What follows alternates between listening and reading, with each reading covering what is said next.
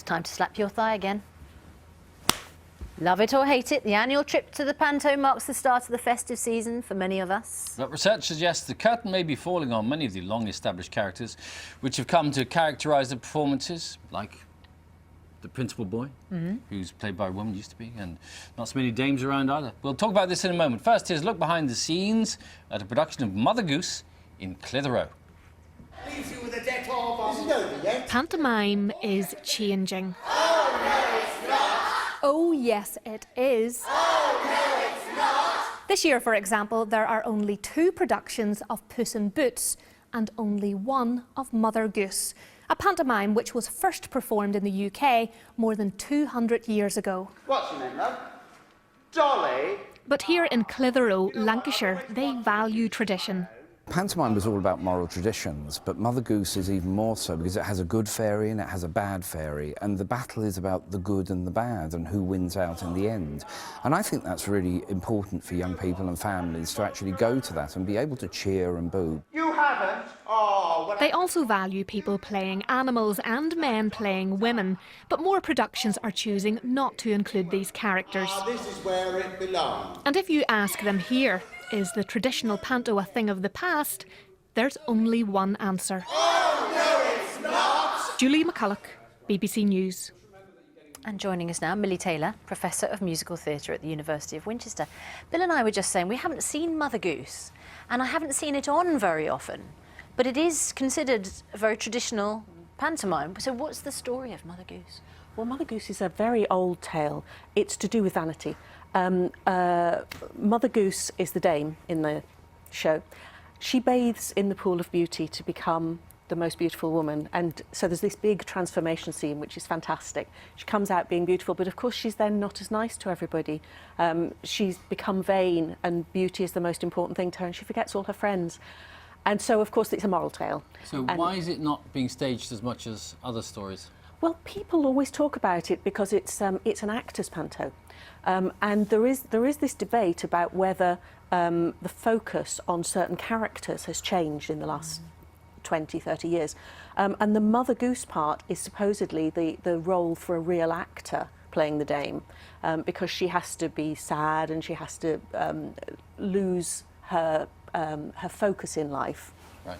And so it's always considered the actor's pantomime. Do you think, I mean, people complain about celebrity-driven culture, and of course that is seeped into panto now, hasn't it? Yeah. And often the person who is the most famous person in the cast is the selling point of the panto. Has that changed pantomime? It has changed pantomime, not because there wasn't celebrity. There's always been celebrity in pantomime, but the celebrities came from different places. So when the celebrities in pantomime came from music hall and variety, what you got were people with particular skills. So, for example, they might do a slosh scene, and that might be part of their training. They might have that routine honed to perfection. But of course now you're getting performers coming into pantomime from different traditions, so perhaps it might be a pop singer. And so the focus of panto has shifted from those sorts of physical comedy routines to being much more akin to musical theatre with some interaction. Not so long ago, the principal boy was always played by a woman, and now not so much anymore. Why is that happening? Well, it's a whole combination of things. One of the things that's happened is that the principal boy role has sort of merged with the comic to some extent. And so if you get a comedian playing the comic and then you've got your principal boy, there's a sort of a strange anomaly there, a strange mix in the balance of the pantomime.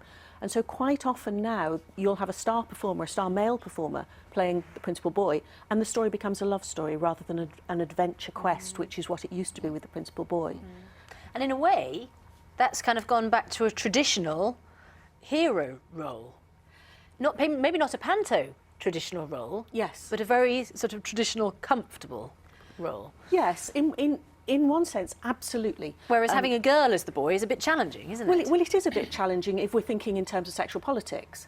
But the other side of it is that role is supposed to be a boy going into manhood. Yeah. And it's that transformation of the boy developing, going into the forest, becoming a man. And what happens as a result of having a man playing that role is that your imagination isn't engaged in the same way. So if a girl's playing that role, you've got this whole imaginary world going on that, oh, that's a boy, and they're going to come out and it's going to be a man, and, you know.